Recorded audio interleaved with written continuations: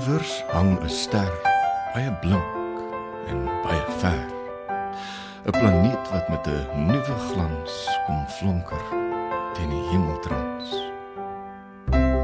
Van oral kom die voëls en die diere van die veld om in die sagte lig se gloed vir hulle seëning aan te meld. Ja, die diere hou ook Kersfees as die ganse mensdom rus.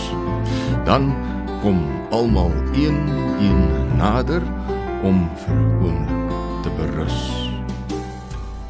Die leeu staan langs die lam en die wolwe wag geduldig vir die skape om verby te kom in die flikkerende lig.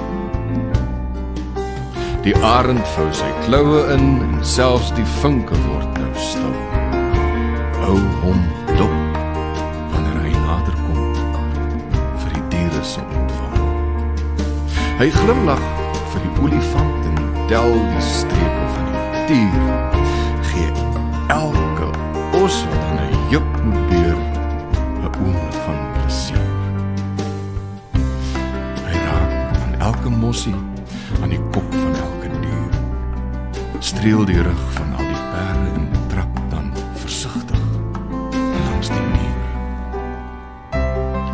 En oral waar hy gaan, volg die ster hom in die hemel, oor die vlaktes van die groot Karoo wat van dierelewe wemel.